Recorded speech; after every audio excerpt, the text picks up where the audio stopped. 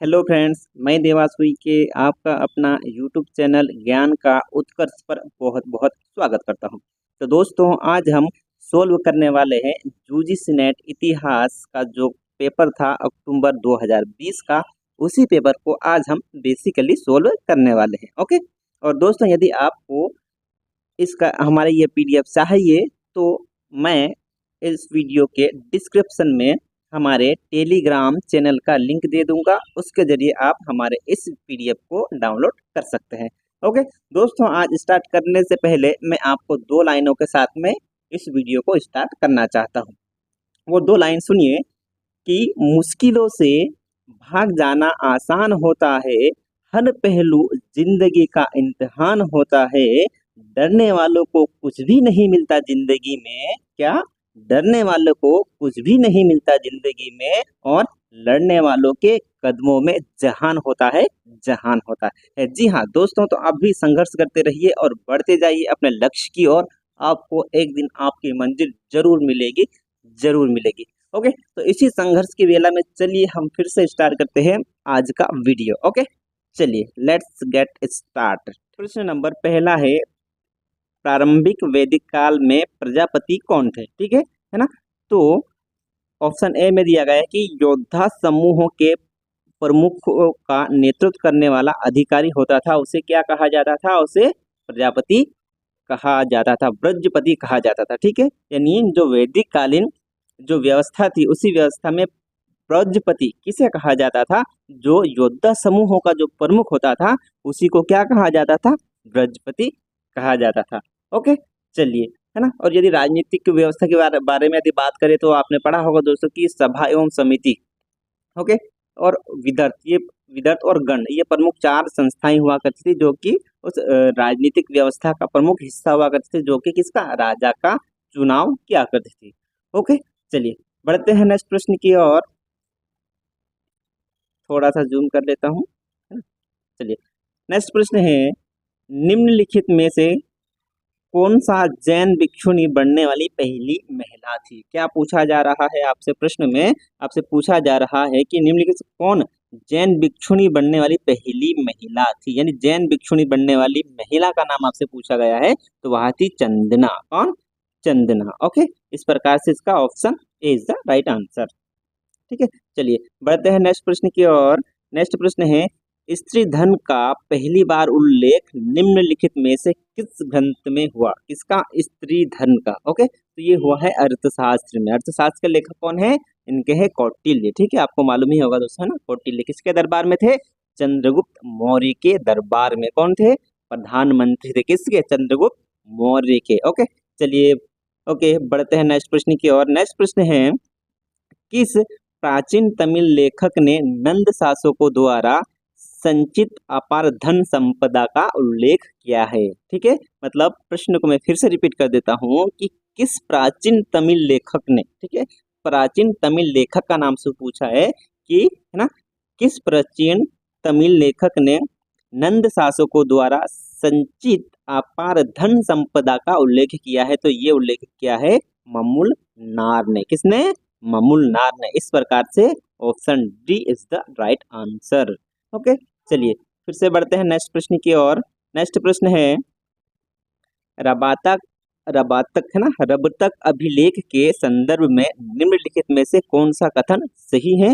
और जो कथन सही है उसी कथन का हमको बेसिकली चयन करना है। ओके, है ना? तो पहला है कि कनिष्क और कड़विसेस शासकों के बीच संबंध स्पष्ट करने के लिए, है ना, तो रबातक अभिलेख जो है ये कनिष्क और विम कड़विसेस शासकों के बीच संबंध स्पष्ट करता है। कौन सा अभिलेख? ये रबातक अभिलेख। ओके, तो इस प्रकार से इसका option A is the right answer. ठीक है, ऑप्शन ए इसका आ जाएगा सही आंसर। ओके, चलिए फिर से बढ़ते हैं नेक्स्ट प्रश्न की ओर।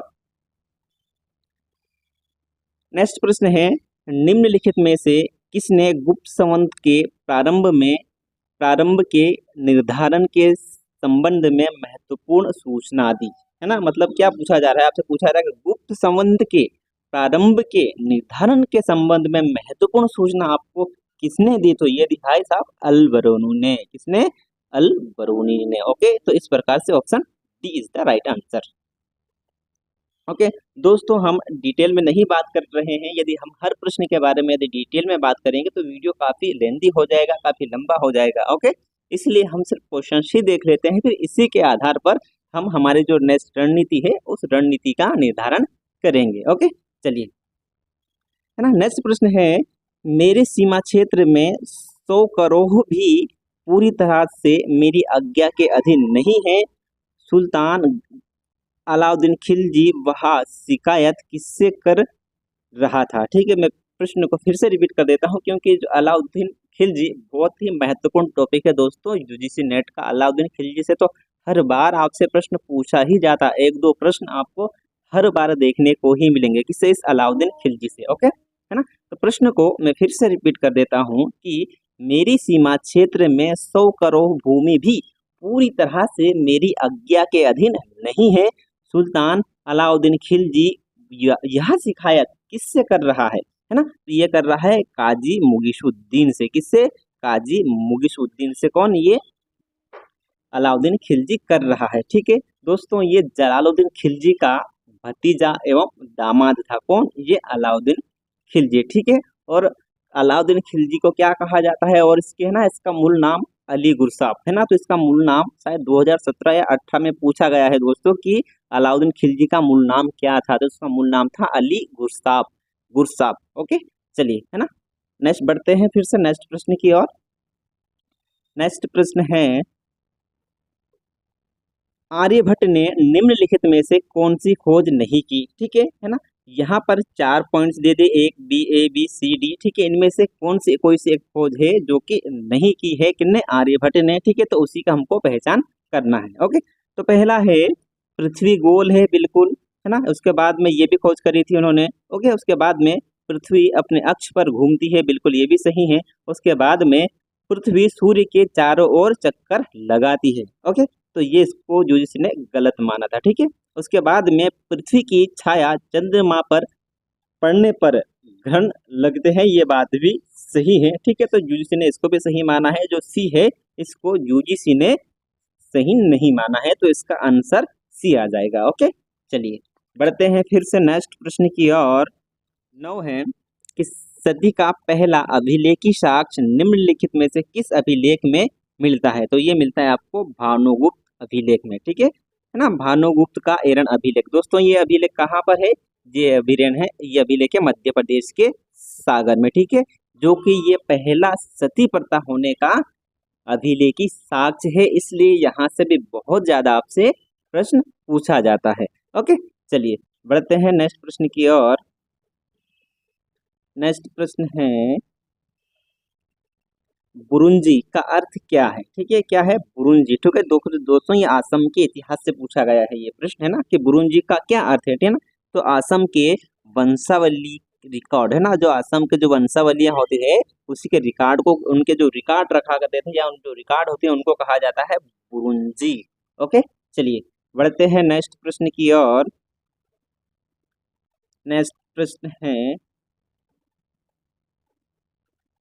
कि निम्नलिखित में से किस गुप्त शासक ने सबसे कम स्वर्ण प्रतिशत वाले स्वर्ण सिक्के जारी किए गए? दोस्तों, ये प्रश्न को काफी घुमाया गया। क्या पूछा गया आपसे? स्वर्ण प्रतिशत वाले पूछा गया है। ओके, तो इस प्रकार से इसका आंसर आएगा विष्णुगुप्त। कौन? विष्णुगुप्त। इस प्रकार से option D is the right answer. Okay, चलिए बढ़ते हैं नेक्स्ट प्रश्न की ओर। नेक्स्ट प्रश्न है, प्रशासन में महिलाओं की भागीदारी निम्नलिखित में से किस राजवंश की विशेषता थी? क्या पूछा जा रहा है आपसे? प्रश्न में आपसे पूछा जा रहा है कि महिला प्रशासन में महिलाओं की भागीदारी निम्नलिखित में से किस राजवंश की विशेषता थी? तो दोस्तों, ये थी चालुक्यों की। दोस्तों, ये मोस्ट आईएमपी प्रश्न है, यहाँ से कई बार पूछा गया है प्रश्न। लगभग आई थिंक मुझे लगता है कि एमपीपीएससी ने भी किसी बार पूछा है और यूजीसी नेट ने इस प्रश्न को कई बार रिपीट किया है। ओके, चलिए इस प्रकार से इसका option C is the right answer. चलिए अब बढ़ते हैं नेक्स्ट प्रश्न की ओर। नेक्स्ट प्रश्न है, खरोष्टी लिपि में लिखित धम्मपद की पांडुलिपि कहाँ से प्राप्त हुई थी? क्या पूछा जा रहा है आपसे? प्रश्न में आपसे पूछा जा रहा है खरोष्टी लिपि में लिखित धम्मपद की पांडुलिपि कहाँ से प्राप्त हुई है, किसकी धम्मपद की जो पांडुलिपि है वो कहाँ से प्राप्त हुई है, ये आपसे प्रश्न में पूछा जा रहा है। तो ये प्राप्त हुआ है आपको खेतान से। कहाँ से? खोतान या खेतान बोलते हैं उसका ना, खोतान से। ओके, तो इस प्रकार से इसका option D is the right answer. Okay, चलिए बढ़ते हैं नेक्स्ट प्रश्न की ओर। नेक्स्ट प्रश्न है, निम्नलिखित में से किस सुल्तान ने तनका पर, किस पर? तनका पर टकसाल शहर का नाम उत्कीर्ण करने की प्रथा शुरू की थी? तो ये शुरू की थी इल्तुतमिश ने। किसने? इल्तुतमिश ने ना। और दोस्तों, इल्तुतमिश को भारत में मकबरों का पितामह कहा जाता है। किसको? मकबरों का पितामह कहा जाता है। किसको? इल्तुतमिश को। ओके, और इल्तुतमिश से प्रश्न इस प्रकार से भी पूछा जाता है कि दिल्ली सल्तनत का वास्तविक संस्थापक किसे कहा जाता है? तो किसे कहा जाता है? वो भी कहा जाता है इल्तुतमिश को ही। ओके, यदि सिर्फ संस्थापक ही कहा जाए तो आप मुझे बताइएगा, यानी दिल्ली सल्तनत का संस्थापक कौन है ना? तो आप मुझे कमेंट में बताइएगा, लेकिन वास्तविक संस्थापक जो है वो इल्तुतमिश को कहा जाता है। ओके, चलिए बढ़ते हैं नेक्स्ट प्रश्न की ओर। नेक्स्ट प्रश्न है कि सुल्तान स्वयं कृषि में गहरी दिलचस्पी लेता था। उसने अनाज पर जकात यानी आयत कर खत्म कर दिया और पैमाइश का एक मानक लागू किया जो मुगल काल तक प्रचलित रहा। वह सुल्तान कौन था? है ना दोस्तों, ये प्रश्न काफी डिफिकल्ट है। यदि आप गहराई से पढ़ेंगे है ना, तो आप इजीली इसका आंसर कर लेंगे। है ना, ये भी ज्यादा कोई टफ प्रश्न नहीं था। ठीक है, तो इस प्रकार इसका आंसर आ जाएगा डी। कौन था? सिकंदर लोदी। है ना, तो इसका जो आयतकर वाली हाँ जकात था, जो मुगल काल तक, यहाँ पे वर्ड देखें दोस्तों कि मुगल काल तक प्रचलित था। ठीक है, क्या प्रचलित था? गज ए सिकंदरी। ओके, क्या ये भूमि माप की एक पैमाइश थी? क्या? गज ए सिकंदरी, जिसका नाम परिवर्तित करके अकबर कर देते हैं गज ए इलाही। ओके, चलिए बढ़ते हैं फिर से नेक्स्ट प्रश्न की ओर। नेक्स्ट प्रश्न है, अमृत कुंड जिसमें स्वास्थ्य के लिए विभिन्न प्रकार के अभ्यासों और प्रयोगों का वर्णन किया गया है, यह ग्रंथ फारसी में किस नाम से अनुदित किया गया है? तो दोस्तों, ये भी मोस्ट इम्पोर्टेंट प्रश्न है। मैं प्रश्न को फिर से रिपीट कर देता हूँ कि अमृत कुंड जिसमें स्वास्थ्य के लिए विभिन्न प्रकार के अभ्यासों और प्रयोगों का वर्णन किया गया है, यह ग्रंथ फारसी भाषा में किस नाम से अनुदित किया गया है? ठीक है, तो ये किया गया होज ए उल हयात। क्या? होज उल हयात। है ना, चलिए इस प्रकार से इसका option D is the right answer. Okay, चलिए बढ़ते हैं नेक्स्ट प्रश्न की ओर।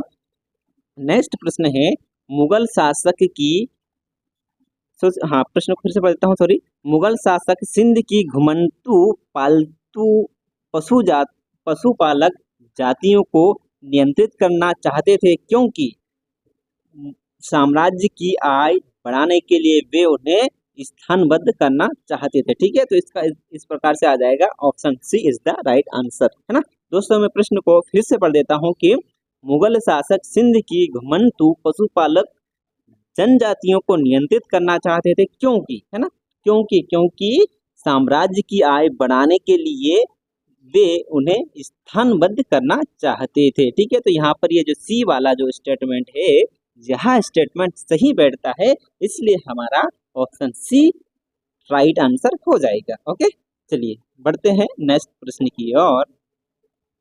नेक्स्ट प्रश्न है, निम्न में से किस मालवा सुल्तान ने मांडू में एक विशाल दारुल शिफा, है ना, दारुल शिफा यानी अस्पताल का निर्माण करवाया था? ठीक है दोस्तों, ये प्रश्न आपसे एमपीपीएससी भी कई बार पूछ चुका है। ठीक है, आप देखिए जरा एक बार उठा करके एमपीपीएससी का क्वेश्चन पेपर, आई थिंक 2019-20 या 18-19 होना चाहिए। ओके, है ना, तो दारुल शिफा अस्पताल का निर्माण किसने कराया था? तो ये कराया था महमूद खिलजी प्रथम ने। किसने?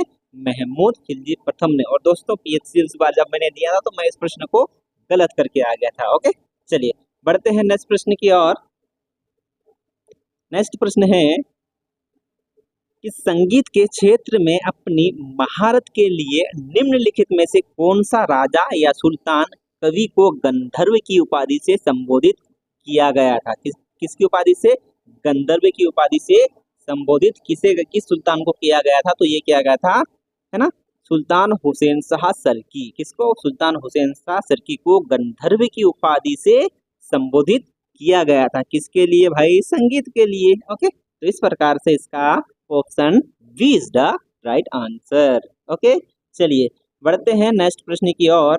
नेक्स्ट प्रश्न है, बाबर का ध्यान इस तथ्य की ओर किसने आकर्षित किया कि सिकंदर लोदी के काल में हिंदुओं ने फारसी सीखी और उन्हें बड़ी संख्या में विभिन्न पदों पर नियुक्ति भी किया। ठीक है, क्या बोला रहा, पूछा जा रहा है प्रश्न में। मैं प्रश्न को फिर से रिपीट कर देता हूं कि बाबर का ध्यान ध्यान इस तथ्य की ओर किसने आकर्षित किया है, उस व्यक्ति का नाम आपसे पूछा जा रहा है। ओके, किसने आकर्षित किया कि सिकंदर लोदी के काल में हिंदुओं ने फारसी सीखी और उन्हें बड़ी संख्या में विभिन्न पदों पर नियुक्त भी किया। तो ये किया भाई शेख अब्दुल कुद्दुस गंगोही। किसने? शेख अब्दुल कुद्दुस गंगोही। ओके, इस प्रकार से इसका option D is the right answer. Okay, चलिए बढ़ते हैं नेक्स्ट प्रश्न की ओर। नेक्स्ट प्रश्न है, निम्न में से कौन प्रेम मार्गी निर्गुण भक्ति संत नहीं है? जो निर्गुण भक्ति संत नहीं है उनका हमको चयन करना है। ओके, है ना।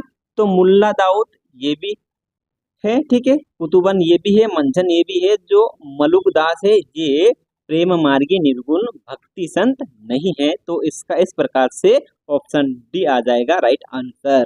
ओके, चलिए बढ़ते हैं नेक्स्ट प्रश्न की ओर। नेक्स्ट प्रश्न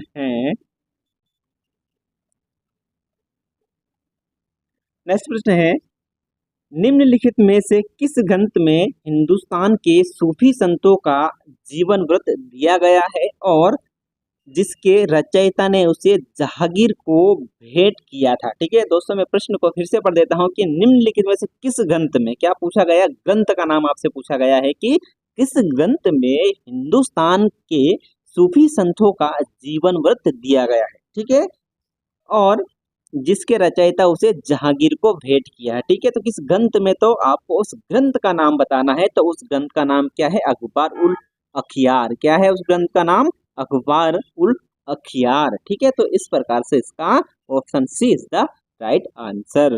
ओके, चलिए बढ़ते हैं नेक्स्ट प्रश्न की ओर।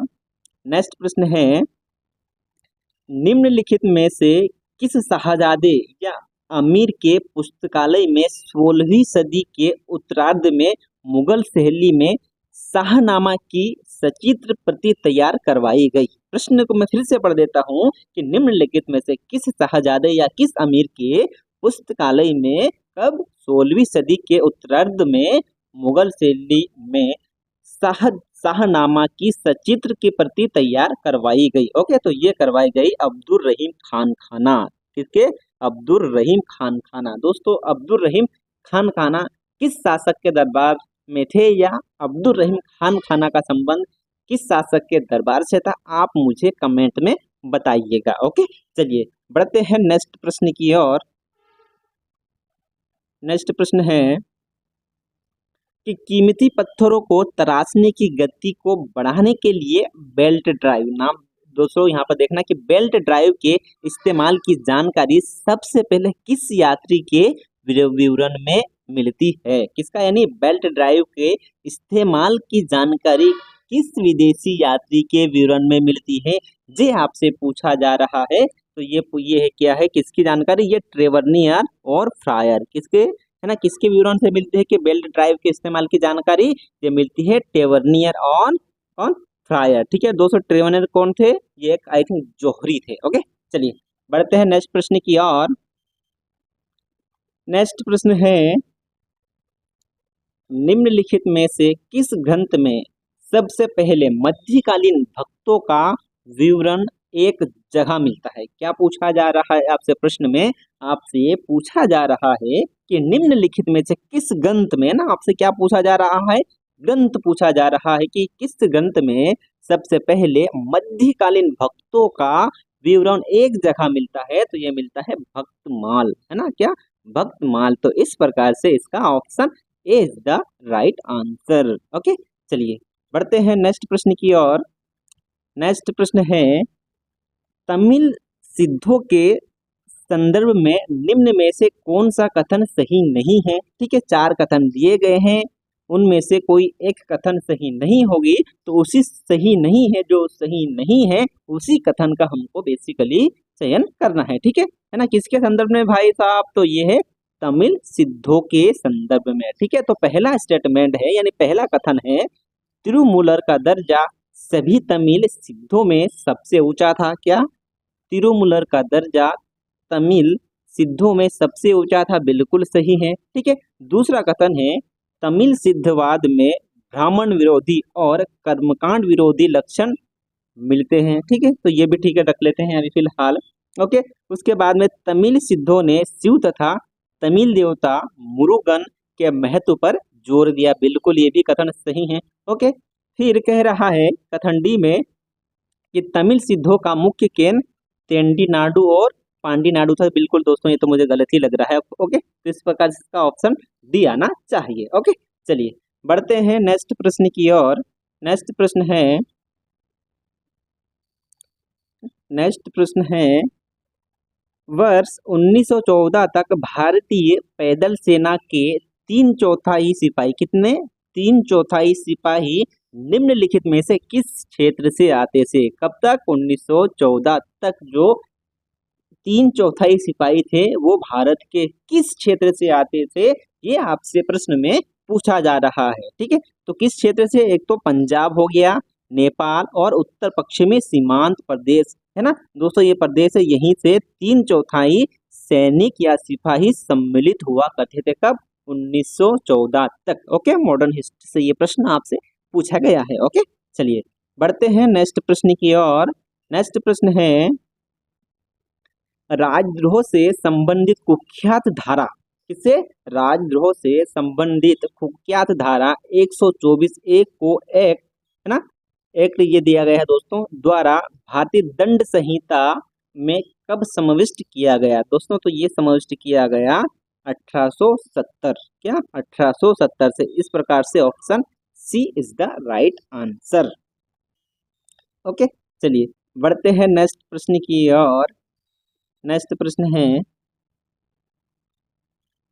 1850 ईस्वी में भारत में बड़े पैमाने के उद्योग के उदय की पूर्व संध्या पर निम्नलिखित में से कौन सा प्रमुख समुदाय पश्चिमी तट से निर्यात योग्य 2 प्रमुख वस्तुओं कपास और अफीम का व्यापार करता था? दोस्तों मोस्ट आईएमपी प्रश्न है, इस प्रश्न को मैं फिर से रिपीट कर देता हूं कि 1850 में भारत में बड़े पैमाने के उद्योग के उदय की पूर्व संध्या पर निम्नलिखित में से कौन सा प्रमुख समुदाय जो पश्चिमी तट से निर्यात योग्य 2 प्रमुख वस्तुएं, कौन कौन सी वस्तुएं?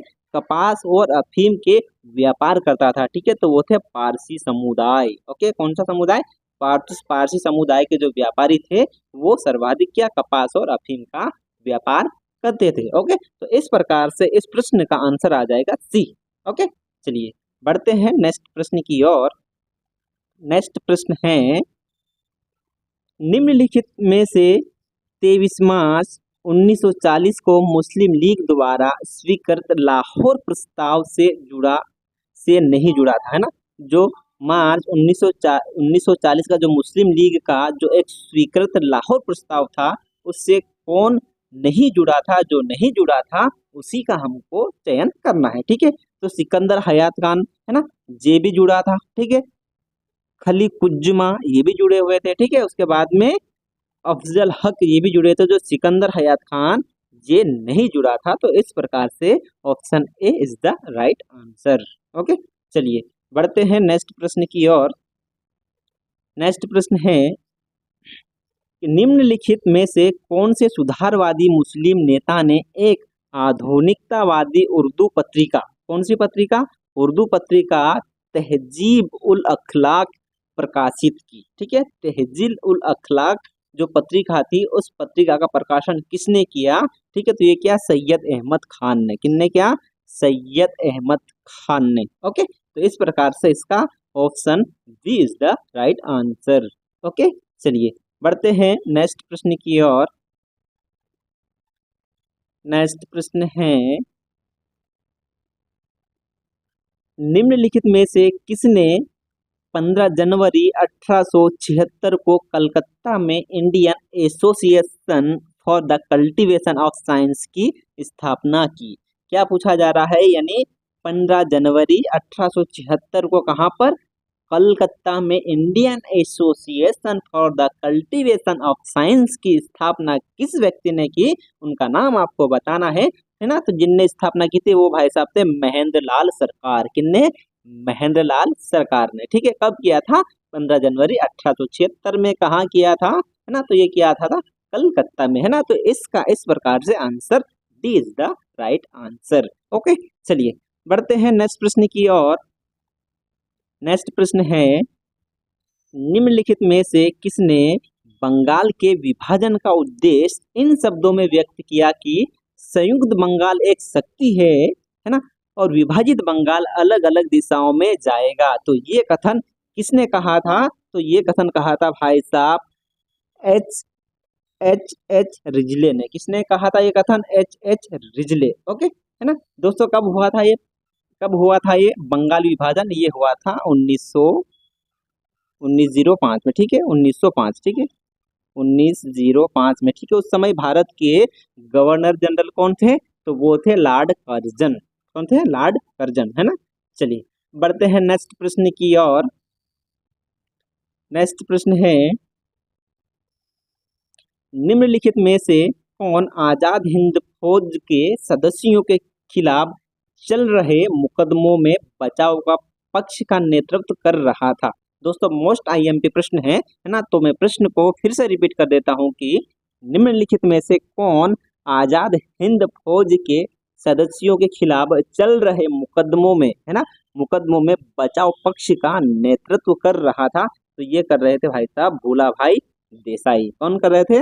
भूला भाई देसाई। ओके, चलिए दोस्तों ये मोस्ट आईएमपी प्रश्न है। आपको सुभाष चंद्र बोस के बारे में और आईएनए के बारे में आपको पढ़ के ही जाना चाहिए, क्योंकि इस टॉपिक से आपसे प्रश्न पूछा जाता है। लाल किला मुकदमा, सुभाष चंद्र बोस, आईएनए। ओके, चलिए इस प्रकार से इसका option A is the right answer.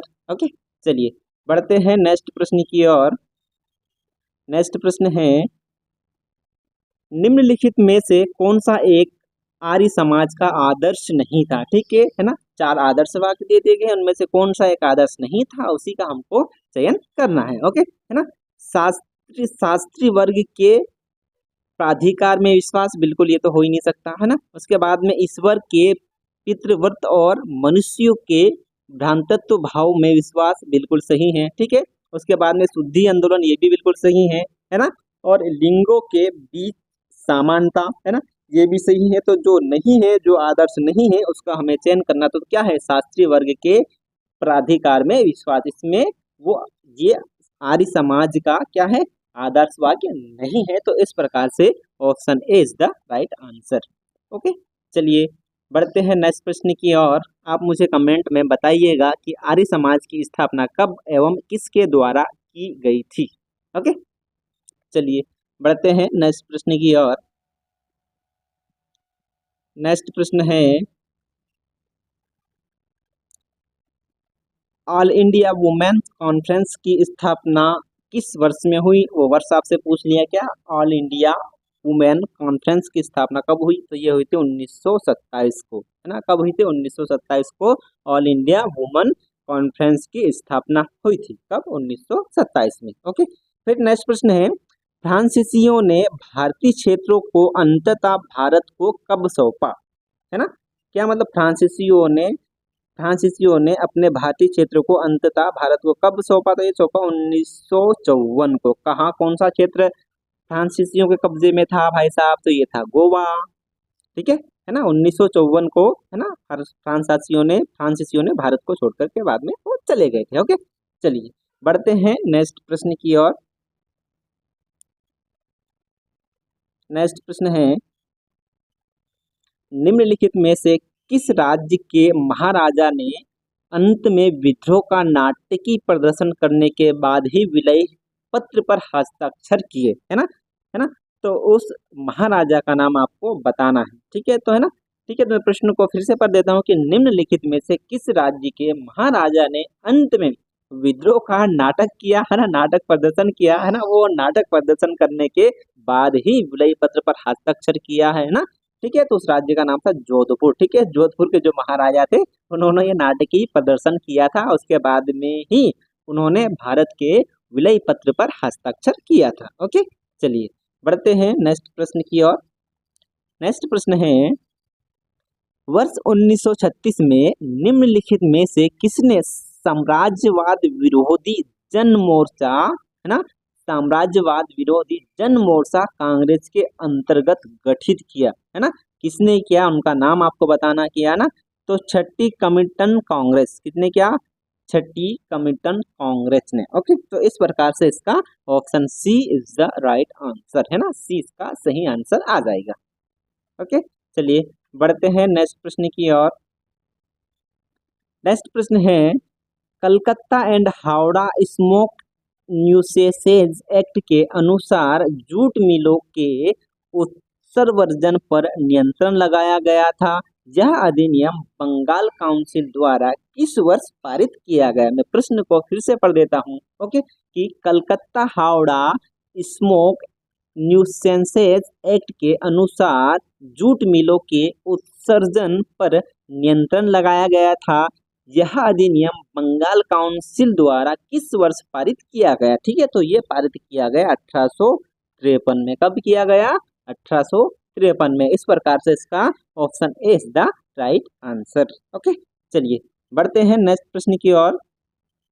Next प्रश्न है, भारत की नवपाषाण संस्कृति में निम्नलिखित में से क्या पाया गया है ना। क्या पूछा जा रहा है आपसे, प्रश्न में आपसे पूछा जा रहा है, भारत की नवपाषाण संस्कृति में निम्नलिखित में से क्या पाया गया है। ओके, तो पहला, घिसकर और पालिश कर बनाए गए प्रस्तर उपकरण, बिल्कुल ये भी पाया गया है। ओके, हल, इसमें तो कुछ डाउट है दोस्तों। ओके, उसके बाद में बैलगाड़ी, इसमें भी कुछ डाउट है, और खेती से उगाए गए जौ और मटर। ठीक है, तो इस प्रकार से इसका पहला और चौथा किसमें है, पहला और चौथा ये है ऑप्शन सी में। तो इस प्रकार से इसका option C is the right answer. Okay, चलिए बढ़ते हैं नेक्स्ट प्रश्न की ओर। नेक्स्ट प्रश्न है,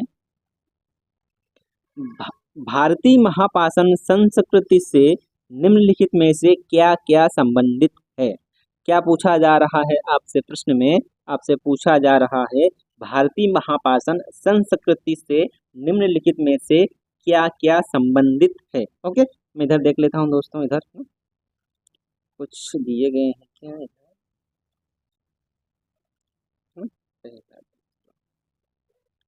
ओके,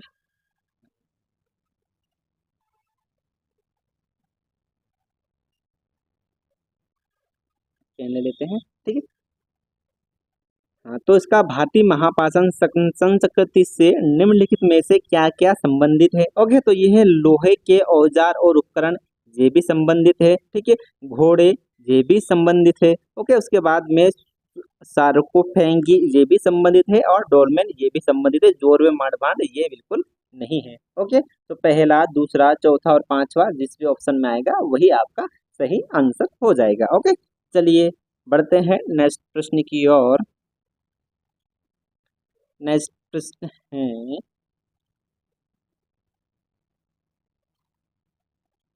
ना, प्रश्न नंबर 43 कि निम्नलिखित में से किन स्थानों पर अशोक के पृथक शिलालेख मिले हैं। उस स्थान का आपको चयन करना है। ठीक है ना, किस स्थान पर अशोक के पृथक शिलालेख मिले हैं उस स्थान का चयन करना है। तो पहला, धौली, यहाँ से भी मिले हैं। ओके, जोगढ़, यहाँ से भी मिले हैं। उसके बाद में सन्नत्री, कहाँ पर, ये कर्नाटक में। ठीक है, यहाँ से भी मिले, 202 गोलम में नहीं। ठीक है, तो इसका पहला, दूसरा और तीसरा किस ऑप्शन में है, ये ऑप्शन सी में। तो इस प्रकार से option C is the right answer. Okay, चलिए बढ़ते हैं नेक्स्ट प्रश्न की ओर। नेक्स्ट प्रश्न है, निम्नलिखित में से कौन से महायान बौद्ध धर्म के मुख्य लक्षण हैं। क्या पूछा जा रहा है आपसे, प्रश्न में आपसे महायान बौद्ध धर्म के प्रमुख लक्षण पूछे जा रहे हैं। ठीक है, तो पहला लक्षण है बुद्ध की प्रतिमा की पूजा, बिल्कुल सही है। ओके, उसके बाद में स्थानीय पंथों का आत्मसातीकरण, ये भी है। ओके, और जो थर्ड है वो है बोधिसत्व की अवधारणा, ये भी बिल्कुल सही है। बौद्ध दर्शन, और चौथा है बौद्ध दर्शन के प्रसार के लिए पाली का प्रयोग, ये बिल्कुल नहीं है। तो इसका पहला, दूसरा, तीसरा किस ऑप्शन में है? ये ऑप्शन डी में। इस प्रकार से इसका option D is the right answer. Okay, और चलिए नेक्स्ट प्रश्न है, गुप्त सम्राट चंद्रगुप्त द्वितीय विक्रमादित्य को किन किन अन्य नामों से भी जाना जाता था? ठीक है, यानी चंद्रगुप्त द्वितीय विक्रमादित्य थे, उनको और किन किन नामों से जाना जाता था, ये आपसे प्रश्न में पूछा जा रहा है। ओके, तो देवगुप्त ये भी कहा जाता था उनको, और देवराज। ठीक है, ये उनकी उपाधियां थी दोस्तों। क्या? देवगुप्त, देवराज की उपाधि किनके? चंद्रगुप्त द्वितीय विक्रमादित्य की। इस प्रकार से पहला, दूसरा और दूसरा किस में आ जाएगा? ये ऑप्शन बी में आ जाएगा। इस प्रकार से option B is the right answer, है ना दोस्तों। देवपुत्र किसको कहा जाता था? ये कहा जाता था कनिष्क को, यानी कुषाण वंश के शासक, है ना, देवपुत्र कहा करते थे अपने आप को। ठीक है, और वो बेसिकली मंदिरों में अपने वंशजों के क्या मूर्तियां भी बनाया करते थे। कौन? एक कुषाण वंश के शासक। ओके, चलिए, तो इस प्रकार से इस प्रश्न का ऑप्शन बी आ जाएगा सही आंसर। ओके, चलिए बढ़ते हैं नेक्स्ट प्रश्न की ओर।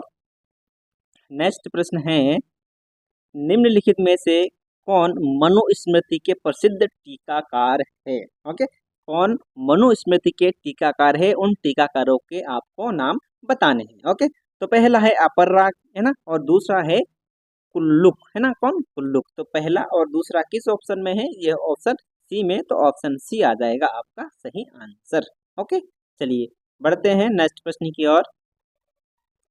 नेक्स्ट प्रश्न है, अल-बरूनी और भारत के बारे में दिए गए उसके विवरण के संबंध में निम्नलिखित में से कौन से कथन सही हैं? जो कथन सही हैं हमें उसका चयन करना है। ओके, चलिए पेन ले लेता हूँ। ठीक है, थोड़ा सा मैं कर लेता हूँ ताकि प्रॉब्लम ना हो। ओके, हाँ, अल-बरूनी, प्रश्न को फिर से रिपीट कर देता हूँ। अल-बरूनी और भारत के बारे में दिए गए उसके विवरण के संबंध में निम्नलिखित में से कौन से कथन सही हैं? जो कथन सही हैं उनका हमको बेसिकली चयन करना है। ओके, तो पहला है कि उसे देश से निकाल दिया गया था और 10 साल भारत में रहने का आदेश दिया था। किसको? अल-बरूनी को। ठीक है ना। और दूसरा, उसके अनुसार अस्पृश्य जातियों के लोग चारों जातियों और गांवों और, है ना, चारों जातियों के गांवों और शहरों के बाहर रह सकते थे। ठीक है, उसके बाद में ग्रहण की उच्च प्रकृति, सच्ची प्रकृति के बारे में उसने ब्रह्मगुप्त के दृष्टिकोण का समर्थन किया, है ना। ये तो बिल्कुल डाउट है दोस्तों, है ना। उसके बाद में चौथा, उसके अनुसार हिंदू सोचते हैं कि उनके देश जैसा कोई और देश, है ना, कोई और देश और कोई धर्म, उनके जैसा कोई धर्म नहीं है। ठीक है, तो ये भी कथन बिल्कुल सही है। ओके, तो पहला, दूसरा और चौथा किस ऑप्शन में है? ये ऑप्शन बी में। इस प्रकार से इसका option B is the right answer. Okay, चलिए बढ़ते हैं नेक्स्ट प्रश्न की ओर। थोड़ा सा जूम कर लेते हैं। ठीक है, नेक्स्ट प्रश्न है, निम्नलिखित मंदिरों में कौन से मंदिर ईंटों से निर्मित है? जो मंदिर ईंटों से निर्मित है उनका चयन करना है। ओके, तो पहला है भीतरगांव का मंदिर, जो कि कहाँ पर स्थित है? कानपुर में स्थित है। ठीक है, और परशुरामेश्वर मंदिर भुवनेश्वर, ये भी नहीं है भाई साहब। और लक्ष्मण मंदिर खजुराहो, ये भी नहीं है। ठीक है, और लक्ष्मण मंदिर जो कि कहाँ पर? ये सिरपुर में। ठीक है, तो भीतरगांव का मंदिर कानपुर और लक्ष्मण मंदिर जो सिरपुर में स्थित है, ये ऐसे मंदिर है जो कि किससे? ईंटों से निर्मित है। ओके, तो पहला और चौथा है ऑप्शन सी में। इस प्रकार option C is the right answer. Okay, चलिए बढ़ते हैं नेक्स्ट प्रश्न की ओर। 48, अब 49 देखेंगे। ठीक है,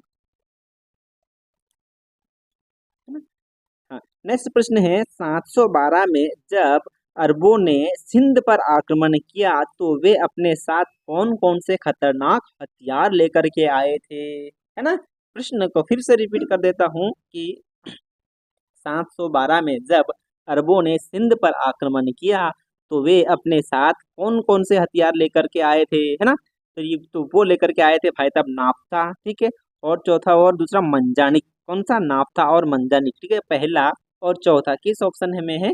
ये है ऑप्शन डी में। ठीक है, आजकल तो कौन कौन से हथियार होते हैं युद्ध सामग्री के रूप में, आपको मालूम ही होगा, AK-47 और ना जाने क्या क्या। ओके, चलिए बढ़ते हैं नेक्स्ट प्रश्न की ओर। नेक्स्ट प्रश्न है,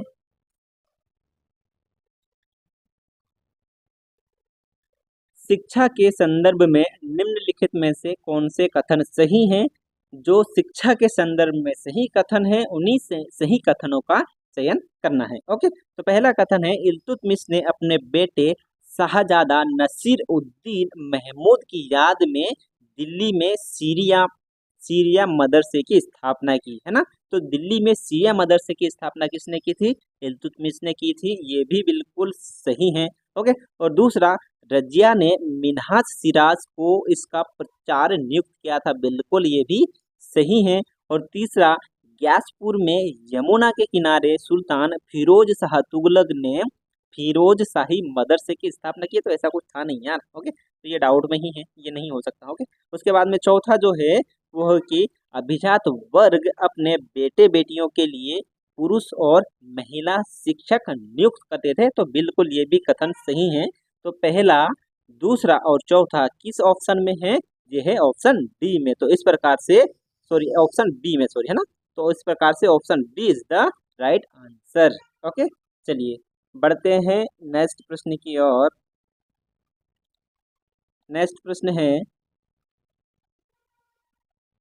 सुल्तान महमूद तुगलक द्वारा जारी सांकेतिक मुद्रा के संबंध में निम्नलिखित में से कौन से कथन सही हैं? है ना, 4 कथन दे दिए गए हैं, 4 कथनों में से जो कथन सही हैं उनका आपको सही चुनाव करना है। ओके, तो पहला है, बर्नी के अनुसार इन सांकेतिक सिक्कों के लिए जो धातु इस्तेमाल की गई वह तांबा थी, बिल्कुल सही है भाई साहब। ओके, और दूसरा कथन है, फरिश्ता का कहना है कि वह कांसी या पीतल का था, तो बिल्कुल ये भी सही है। ओके, और तीसरा कथन है, दूसरे सिक्कों पर सिर्फ अरबी में लिखा गया था, जबकि इन सांकेतिक सिक्कों पर फारसी में भी लिखा गया था, तो ये कथन भी बिल्कुल सही है। और चौथा कथन है, सांकेतिक सिक्कों पर लिखी इबारत को स्पष्ट और पठनीय बनाने पर कोई ध्यान नहीं दिया गया था, तो ये बिल्कुल गलत है। ठीक है, तो ये आपका गलत हो जाएगा। तो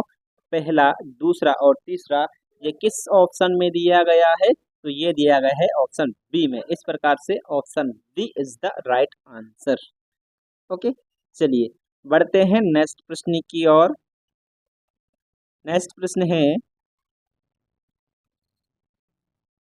अफगान राजतंत्र के बारे में निम्नलिखित में से कौन से कथन सही हैं? ओके, जो कथन सही है उनका हमको चयन करना है। तो पहला कथन है, बहलोल के विपरीत सिकंदर लोदी ने राज सिंहासन पर बैठना शुरू किया, कोई भी दूसरा अमीर उसके बराबर नहीं बैठ सकता था, तो बिल्कुल सही है। ओके, और दूसरा है, वह अभी भी सामान्य हैसियत वालों में प्रथम के सिद्धांत में विश्वास करता था, तो ऐसा कुछ नहीं था भाई साहब। ओके, तीसरा कथन है, अमीरों तथा आमजनों के सामने सुल्तान की श्रेष्ठता स्थापित करने के लिए उसने राज्य के दूर दराज के क्षेत्रों में राजकीय फरमान प्राप्त करने के लिए विस्तृत नियम बनाए, तो बिल्कुल ये भी सही है।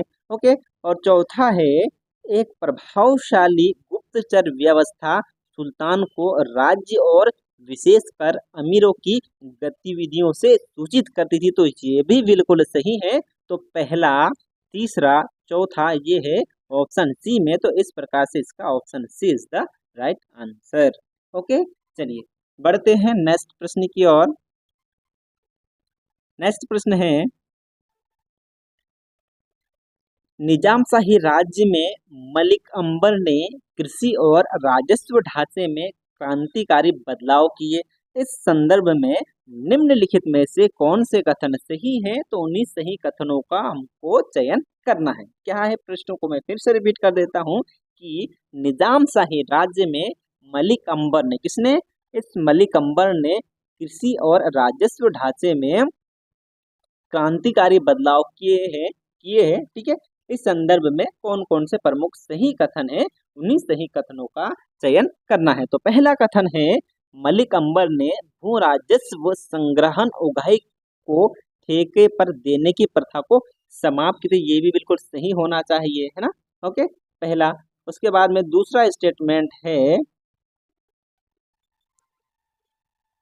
ठीक है ना? दूसरा है, उसने भू क्षेत्र का आकलन सरकारी निगाह द्वारा करने या नजर पहनी की शुरुआत की। ये भी बिल्कुल सही है। और तीसरा है, नजर पाहनी के अंतर्गत जमीन को बगात और नबूद में बांट दिया। ये तो बिल्कुल गलत है दोस्तों। ओके। और चौथा है, भू राजस्व की अधिकतम दर भूमि की उर्वरा शक्ति के आधार पर उपज का 1/4 से 2/3 हिस्सा हुआ करती थी। तो ये भी बिल्कुल सही है। तो पहला, दूसरा और चौथा ये ऑप्शन सी में है। तो इस प्रकार से option C is the right answer. Okay, चलिए बढ़ते हैं नेक्स्ट प्रश्न की ओर। नेक्स्ट प्रश्न है, मुगल काल के परवंचाओं के बारे में निम्नलिखित में से कौन से कथन सही हैं? क्या मुगल काल के परवंचाओं के बारे में निम्नलिखित में से कौन कौन से कथन सही हैं? जो कथन सही हैं उनका हमको चयन करना है। तो पहला कथन है, मुगल साम्राज्य के अधिकारियों और मंत्रियों द्वारा जारी किया जाने वाला आज्ञा पत्र। तो ये भी बिल्कुल सही है। ओके। और दूसरा कथन है, इस पर राजकीय मुहर की जरूरत नहीं होती थी। क्या? राजकीय मुहर की जरूरत नहीं होती थी। किस पे? परवान चाव पर। ओके। और तीसरा है, जे मुगल सम्राट के पूर्व आदेश के संदर्भ में जारी किए जाते थे। तो ऐसा कुछ नहीं था। ओके। और चौथा है, मुगल वंश के आरंभिक चरण में बेगमों और शाहजादों की तनख्वाह के निर्धारण के लिए पंचवा जारी नहीं किए जाते थे। तो ये भी बिल्कुल सही है ना दोस्तों। ये शायद मुझे लग रहा है ये गलत नहीं है, ये थर्ड स्टेटमेंट सही है। ओके, तो मैं प्रश्न को फिर से पढ़ देता हूँ। ठीक है, परवंचाओं के बारे में सही कथन आपको बताना है। तो पहला कथन है, मुगल साम्राज्य के अधिकारियों और मंत्रियों द्वारा जारी किए जाने वाला आज्ञा पत्र। ये भी बिल्कुल सही है। और दूसरा कथन है, इस पर राजकीय मुहर की जरूरत नहीं होती थी। तो दूसरा भी सही है। और तीसरा है ये सम्राट के पूर्व आदेश के संदर्भ में जारी किए जाते थे। ठीक है, तो इसका पहला भी सही आ जाएगा, दूसरा भी और तीसरा भी सही आ जाएगा। और ये चौथा जो है वो बिल्कुल गलत है ना। आरंभ के बेगम और शाहजादों के तनख्वाह के संदर्भ में ऐसा कुछ नहीं था। ठीक है, तो इस प्रकार से पहला, दूसरा, तीसरा किस में आ जाएगा? ये ऑप्शन सी में आ जाएगा। इस प्रकार से option C is the right answer. Okay, चलिए बढ़ते हैं नेक्स्ट प्रश्न की ओर। नेक्स्ट प्रश्न है, दास प्रथा के संदर्भ में निम्नलिखित में से कौन से कथन सही हैं? जो कथन सही हैं उनका हमको चयन करना है। ओके, तो पहला कथन है,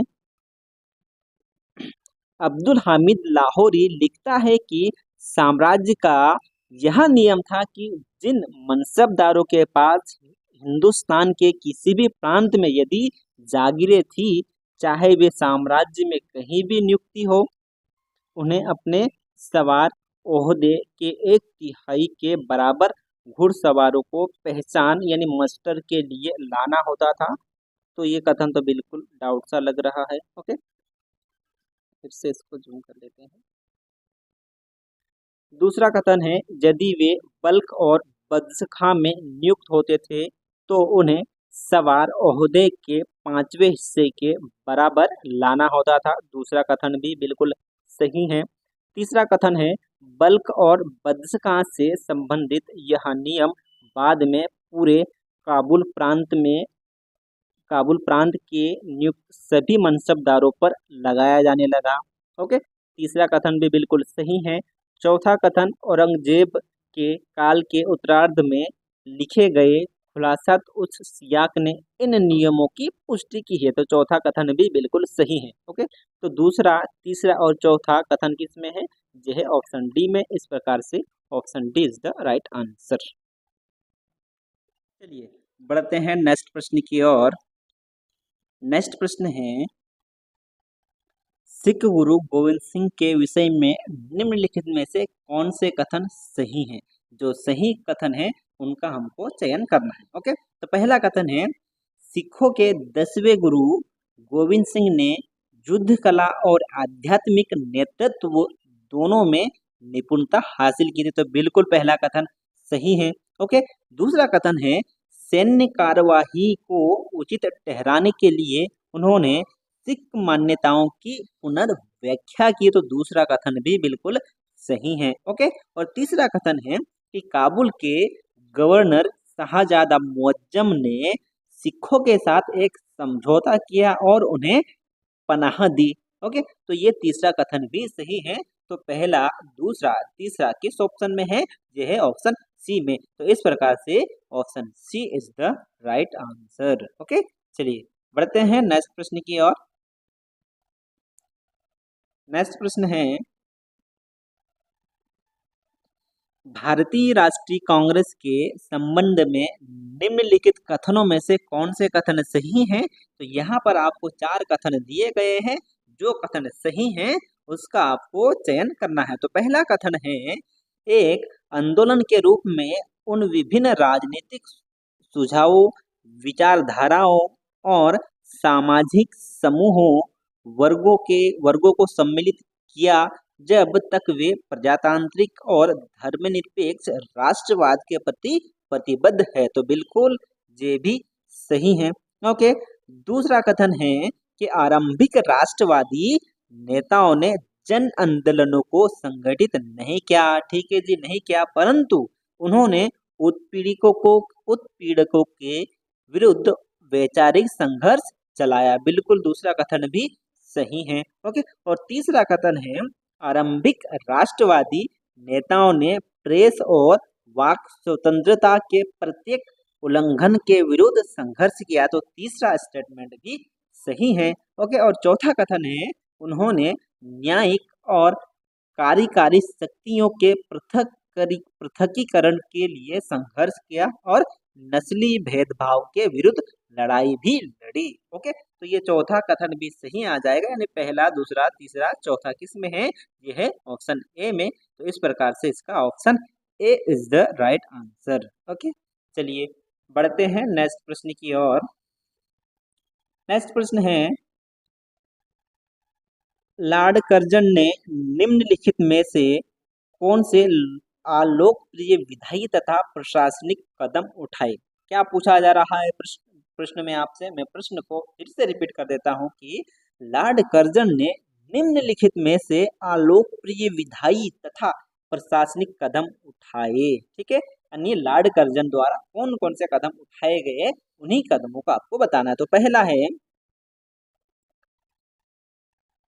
कलकत्ता म्यूनिसिपल अमेंडमेंट एक्ट। बिल्कुल ये भी सही है ना, कलकत्ता म्यूनिसिपल एक्ट भी उन्होंने लाया था, किसने? लॉर्ड कर्जन ने। उसके बाद में इंडियन यूनिवर्सिटीज एक्ट, ये भी लाया था। ओके, और उसके बाद में इंडियन ऑफिशियल सिगरेट एक्ट, ये भी लाया था। ओके, और चौथा है लोकल सेल्फ गवर्नमेंट एक्ट, ये बिल्कुल नहीं था। और पांचवा है क्रिमिनल लॉ अमेंडमेंट एक्ट, ये भी नहीं लाया था। तो पहला, दूसरा और तीसरा कौन सा ये है? पहला, दूसरा, तीसरा ये है ऑप्शन ए में। तो इस प्रकार से option A is the right answer. Okay, चलिए बढ़ते हैं नेक्स्ट प्रश्न की ओर। नेक्स्ट प्रश्न है, निम्नलिखित में से किन किसान नेताओं ने भारत के विभिन्न क्षेत्रों में किसानों के बीच संगठनात्मक कार्य आरंभ किया ताकि वे ब्रिटिश सरकार से अपनी शिकायतें कह सके? है ना? ठीक है, मैं प्रश्न को फिर से रिपीट कर देता हूँ। निम्नलिखित में से किन किसान नेताओं ने भारत के विभिन्न क्षेत्रों में किसानों के बीच संगठनात्मक कार्य प्रारंभ किया ताकि वे ब्रिटिश सरकार से अपनी शिकायतें कह सके? है ना? तो पहला है कुंवरजी मेहता। ठीक है, और दूसरा है ईश्वर ईशान चंद्र राय। कौन? कुंवरजी मेहता और ईशान चंद्र राय। ओके, भास्कर राव ये भी नहीं रहे, ये भी नहीं रहे। ओके, तो पहला और दूसरा किस ऑप्शन में है? तो ये है ऑप्शन ए में। तो इस प्रकार से option A is the right answer. Okay, चलिए बढ़ते हैं नेक्स्ट प्रश्न की ओर। नेक्स्ट प्रश्न है, 1855 के ईस्वी के संथाल विद्रोह के निम्नलिखित में से कौन से लक्षण थे? कौन से? संथाल विद्रोह कब हुआ था? 1855 में हुआ था, 1855-56 के दौरान।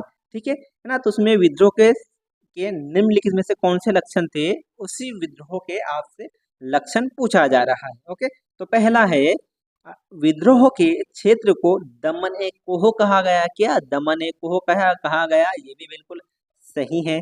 ओके, और दूसरा, आदिवासियों ने बाहरी लोगों को बाहर खदेड़ने का दृढ़ निश्चय कर रखा था, तो दूसरा भी सही है। ओके, और तीसरा है विद्रोहियों ने विदेशी सत्ता को पूरी तरह से ध्वस्त करने की घोषणा की थी, तो ये भी बिल्कुल सही है। ओके, और चौथा स्टेटमेंट है आदिवासियों के पास आधुनिक हथियार तो हो ही नहीं सकता, कहाँ से आदिवासियों के पास आधुनिक हथियार होंगे भाई साहब। ओके, और पांचवा है ग्वालों और लोहारों, दूध पीने वाले और लोहे का काम करने वालों ने आदिवासियों का विरोध किया। भाई ये लोग क्यों विरोध करेंगे? ओके, तो इस प्रकार से पांचवा और चौथा गलत हो जाएगा। पहला, दूसरा, तीसरा किस ऑप्शन में है? तो ये है ऑप्शन सी में। तो इस प्रकार से option C is the right answer. Okay, तो दोस्तों आज के इस वीडियो को हम यही समाप्त करते हैं। इसी का जो प्रश्न नंबर 61 से लेकर जो 100 तक रहेंगे, है ना, तो इसका पार्ट दूसरा, इसके बाद का जो वीडियो आएगा वो पार्ट सेकंड आएगा, जिसमें हम प्रश्न क्रमांक 61 से लेकर के 100 तक के प्रश्नों को हम सोल्व करेंगे। ओके ओके, तो दोस्तों आई होप आपको ये वीडियो अच्छा लगा होगा, और यदि आपको ये वीडियो अच्छा लगा तो आप हमारे YouTube चैनल को सब्सक्राइब कर सकते हैं, लाइक भी कर सकते हैं, कमेंट भी कर सकते हैं। ओके, चलिए, तो दोस्तों वीडियो को हम यही समाप्त करते हैं। जय हिंद, जय भारत। और दोस्तों वीडियो को सब्सक्राइब जरूर करिएगा। ओके, चलिए, ओके, जय हिंद, जय भारत।